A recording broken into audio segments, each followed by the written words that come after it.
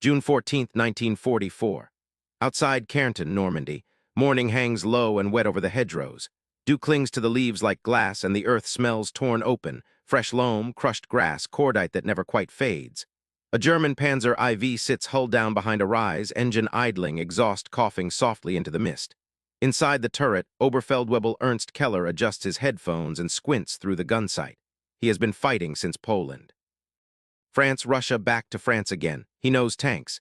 He knows armor angles, silhouettes, the sound an engine makes when it's working too hard. Then he sees them. Shermans, he mutters. 3, no, 4. They emerge from behind the hedgerow in a loose line, olive drab shapes pushing forward with a confidence Keller finds almost insulting. Tall profiles, flat plates, thin armor, everyone knows that. American tanks built for speed, not fighting. The loader laughs quietly. They're early today. Keller doesn't laugh, but he smiles. The Sherman has already earned a reputation among German crews. Easy to spot, easy to kill. One good hit from a long-barreled 75 and the thing burns like a torch. Range? Keller asks. 800 meters, the gunner replies. Target the lead tank. The Panzer's gun cracks. The recoil slams through the turret. Through the sight, Keller sees the round strike squarely, front glacis. The Sherman lurches, smoke billowing instantly from the engine deck. Flames lick up the turret ring. Treffer, the loader says. Hit. The American tank burns fiercely, black smoke rolling upward into the gray sky. The other Shermans hesitate, then fan out, machine guns chattering uselessly against the hedgerow. Another shot, another hit. A second Sherman slews sideways, track shattered. Within minutes, the field is quiet again. The German crew relaxes, cigarettes come out. Keller lifts his headset slightly and lets out a breath. Americans, he says, they never learn. But something about the silence bothers him, not the lack of return fire, the lack of panic. Because by afternoon, more Shermans appear, not the same ones, obviously, fresh tanks, clean paint. New crews, they come down the same muddy lanes, push against the same hedgerows, probe the same fields. They make the same mistakes, and they die the same way, but they keep coming. For the German crews in Normandy, this is the first crack in a belief they've carried since Africa and Russia, that quality will always overcome quantity, that better armor and better guns will eventually win any engagement. On paper, the Sherman is inferior. Keller knows the figures as well as any intelligence officer. Thinner armor, a gun that struggles against panthers and tigers head-on, a silhouette too tall for comfort, and yet every morning there are Shermans.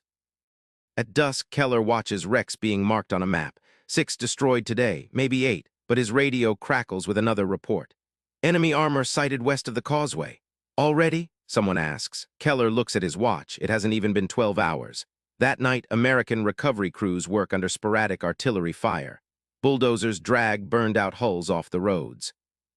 New Shermans roll forward to replace them, engines humming steadily, tracks chewing into the same ground their predecessors died on.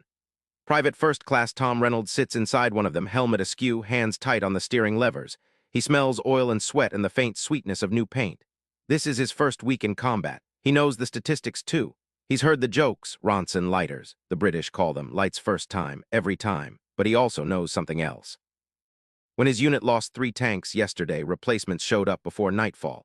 Not tomorrow, not next week. That day, new tanks, new crews, new ammunition. The road behind him is full of them. Across the line, Keller doesn't see that road. He only sees the front. Another Sherman crests the hedge, then another. He fires again. Another kill. Still they come. By the end of the week, Keller's Panzer is low on spare parts. The engine overheats more often. Ammunition resupply is slower. A damaged road takes days to repair. The Americans repair theirs overnight. In briefings, German officers still speak confidently. They talk about kill ratios, about superior gunnery, about how many Shermans it takes to knock out a single Panzer, but no one can answer the quiet question forming in every tank crew's mind. What happens if the enemy can lose 10 tanks today and bring 12 tomorrow? The Sherman, Keller realizes, is not meant to survive every battle. It is meant to survive the war, and the laughter that greeted it at first contact is starting to sound premature. The laughter that greeted it at first contact is starting to sound premature. June stretches on, and Normandy becomes a grind measured in meters and hours.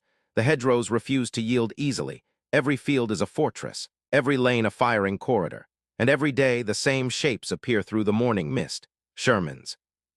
Oberfeldwebel Ernst Keller begins to recognize them not by serial number but by rhythm. They arrive after the artillery lifts. They advance behind infantry who hug the earth and probe with bayonets. They pause, reverse, reposition, and come again. They are cautious now, learning, still vulnerable, still killable, but never absent. On June 20th, Keller's Panzer IV knocks out 2 Shermans before noon. One takes a hit through the turret's side and erupts instantly. The other loses a track and is abandoned under fire. The German crew marks both, radios the results, and pulls back to a new position. By dusk, Keller peers through binoculars and freezes. More Shermans are moving into the same sector, not repairing the wrecks, replacing them. Fresh tanks roll forward, tracks clean, hulls unscarred, crews visibly green but calm. Keller lowers the binoculars slowly. "That's impossible," the gunner mutters. It is. 50 miles away, on a Norman road that never sleeps, American logistics officers move armor like pieces on a board. Tank transporters grind forward at night. Repair depots strip damaged Shermans down to bare hulls, swap engines, weld armor plates, repaint markings, and send them back out in days, not weeks.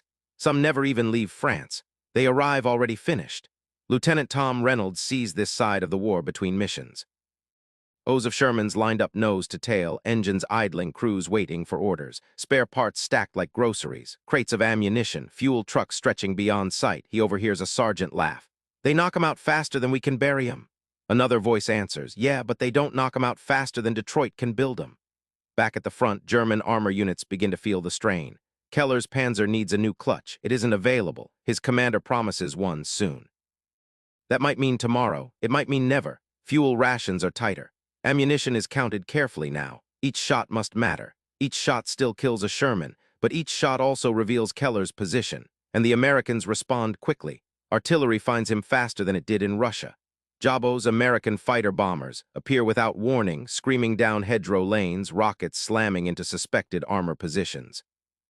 Keller loses a neighboring tank not to another Sherman, but to a Thunderbolt's bombs. The crew never makes it out. At the evening briefing, the company commander draws chalk marks on a board. He circles American losses proudly. The numbers are impressive. Then he circles German losses. The room goes quiet. They are lower, but not by much, and replacements are not arriving at the same pace. In letters home, Keller avoids specifics. He writes about holding ground, about confidence, about American wastefulness. But privately, he begins doing math. If his unit destroys 5 Shermans today, but the Americans field 8 tomorrow, what does tomorrow look like? Next week, next month, the Sherman's true strength is becoming visible, not in the moment of impact, but in what follows. It dies quickly, and then it is back. By early July, German crews stop mocking the Sherman outright. They curse it, they complain about it, they talk about it constantly, because it refuses to stay gone. A tank battle near St. Lo drives the lesson home. Keller's Panzer engages at long range, scoring hit after hit. The field burns with American wrecks. Victory on paper. But the next morning, before the smoke has fully cleared, new Shermans advance through the same ground, supported by infantry who move with confidence born of repetition. The Americans are not asking their tanks to be invulnerable. They are asking them to be replaceable. And replacement is something Germany can no longer afford. Keller watches another Sherman take a hit, burn, and block a lane. He knows what will happen next. Bulldozers, new tanks, same pressure. He reloads and fires again, doing his job perfectly. And for the first time since the war began, he wonders whether perfection is enough. For the first time since the war began, he wonders whether perfection is enough. July brings heat and flies and a smell that never leaves Normandy. Burned oil, wet earth. Rotting hedgerows churned by tracks until they resemble trenches. The front does not move quickly, but it moves relentlessly. And with it, the Shermans. Lieutenant Tom Reynolds survives his first week, then his second. His tank takes shrapnel twice. Once a track is damaged by a mine. Both times the crew bails out, shakes it off, and is back in action within days, sometimes hours. The Sherman is forgiving. Its engine starts when it's told to.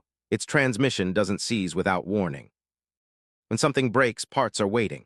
When a crew is lost, replacements arrive already trained. Reynolds begins to notice something German tankers rarely do. Routine morning maintenance, evening checks, crews sleeping under their tanks, confident they'll be moving again at dawn. The Sherman is not glamorous, it is dependable. Across the lines, Oberfeldwebel Keller fights a different battle. His Panzer IV is technically superior in firepower and armor on paper, but the engine is tired. The gearbox whines, mud cakes the suspension and refuses to come free. A broken seal leaks oil and no replacement is coming. He watches his crew nurse the tank through another engagement, coaxing it forward, avoiding sudden movements, listening for the sound that means something critical has failed. German tanks are masterpieces, precision-built, complex. They require care. The Sherman does not. It tolerates abuse. It tolerates poor ground. It tolerates mistakes. And in Normandy, tolerance matters. During an engagement near Vire, Keller lines up a Sherman at close range. The shot should kill it. The round penetrates, but the tank doesn't explode. It smokes, reverses, and disappears behind a hedgerow. Impossible, the loader says. It isn't. Wet stowage, improved ammunition storage. Another quiet change rolled out across hundreds of tanks without fanfare. Fewer catastrophic fires, more crews surviving hits, more Shermans coming back. The next day, Keller hears reports of the same tank reappearing. Different markings, same scar on the hull. Ghosts, someone mutters, but Keller knows better. It isn't one tank, it's 10. In German headquarters, officers argue over design philosophy. Heavier armor, bigger guns, the Panther, the Tiger, each a technical marvel, each also a burden. Factories struggle. Rail lines are bombed. Skilled labor is scarce. A Tiger lost is a disaster. A Panther broken down is a liability. An American Sherman lost is a statistic. Reynolds sees the numbers posted on a chalkboard after a hard week. Losses are real. Names are crossed out. But next to them are new names, new serial numbers, new tanks rolling in from the beachheads, the ports, the depots that seem endless. He begins to understand something the German crews are just beginning to grasp. The Sherman is not fighting alone. It is part of a system that expects loss and plans for it. Keller's unit receives orders to withdraw slightly. Not retreat, reposition.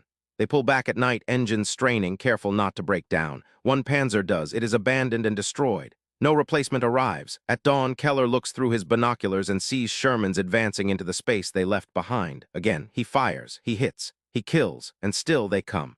By late July, the breakthrough begins. American armor pours through gaps created by artillery, infantry, air power, and tanks that refuse to stop moving. The Sherman is no longer a joke. It is a presence, a certainty. Keller radios a contact report. His voice is calm, professional. But inside the turret, in the heat and noise and vibration, he understands the truth at last. The Sherman does not need to win every fight. It only needs to be there for the next one. It only needs to be there for the next one. August arrives with dust and thunder. Normandy's fields, once green and enclosed, open up into rolling country scarred by shell craters and burned villages. Operation Cobra shatters the front, and suddenly the war accelerates. American armor pours through. Lieutenant Tom Reynolds feels at the moment his unit breaks into open terrain. No more hedgerows hemming them in. No more blind corners every 50 meters. The Sherman's engine roars, steady and reliable as the tank surges forward in long bounds. They move fast, they move far. And when they lose tanks, because they still do, they do not stop. Replacements arrive along the same roads, sometimes within hours. Crews dismount from burned-out hulls and are reassigned before the smell of smoke leaves their uniforms. The machine keeps moving.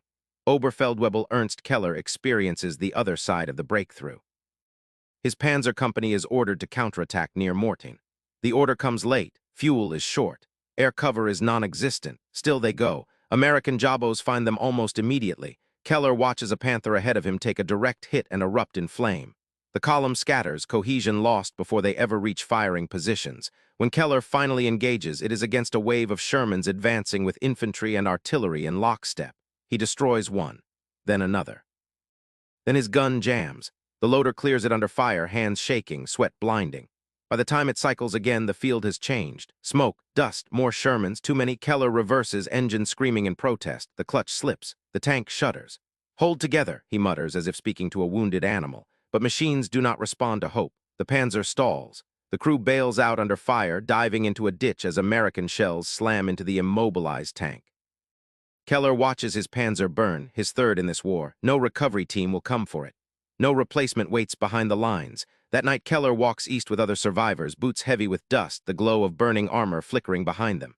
He understands now what the Sherman truly represents. Not a tank, a promise. Reynolds rolls past the same field 2 days later. Burned German armor litters the roadside. He counts them without thinking. Panthers, Panzer IVs. Wrecks he has been taught to respect. His own losses are noted, reported, replaced.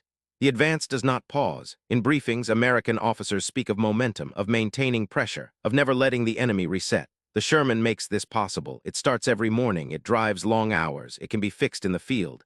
And when it is lost, another arrives. German doctrine prized decisive battles. American doctrine grinds forward until resistance collapses. By September, the difference is undeniable. German tank crews no longer laugh at the Sherman. They curse it. Not because it is unbeatable, but because it is endless. Keller, now fighting as infantry after his unit dissolves, watches Shermans roll past with a kind of detached clarity. He knows their weaknesses intimately. He also knows that killing one no longer changes the day. The Sherman has become something heavier than armor. It has become inevitability. It has become inevitability. Autumn comes early in France. Rain replaces dust. Roads soften, then dissolve. The advance slows not because of resistance, but because everything now moves faster than the ground can bear. And still the Shermans move. Lieutenant Tom Reynolds crosses into Belgium riding the same tank he started Normandy in. The paint is scarred. The fenders are bent. The hull bears dents that will never be repaired. But the engine starts every morning and the tracks keep turning. He has lost friends. He has lost sleep. He has lost the sense that tomorrow is guaranteed. But he has never lost his tank for long. When his unit pauses outside a shattered town, a replacement company rolls past them. Dozens of Shermans, clean, unfamiliar, crews waving as they pass. Reynolds watches them go and feels something settle in his chest. Confidence. Not bravado, not arrogance. Certainty.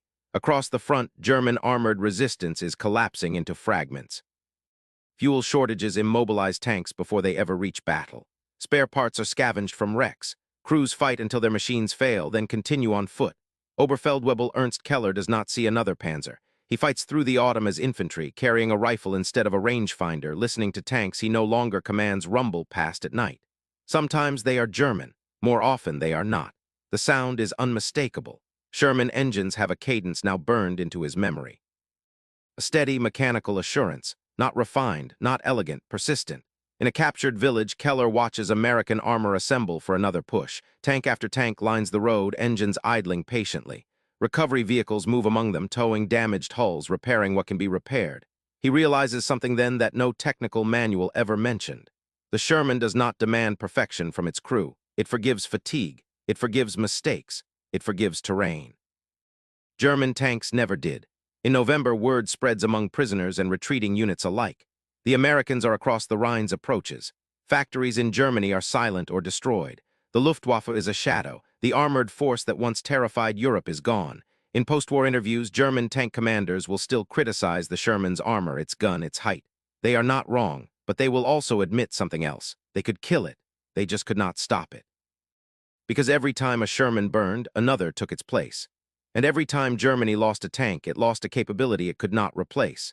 The Sherman was never meant to be the best tank of the war. It was meant to be the last one standing. And by the time the laughter stopped, by the time German crews understood what they were really facing, the outcome was already decided, not by a single battle, but by 1,000 replacements arriving on time. Reynolds parks his tank for the last time in Germany in the spring of 1945. He climbs out, stretches, and rests his hand on the hull. It is still warm, still running, still there. And somewhere far behind him, another Sherman is already on the road, ready to take its place if needed. End.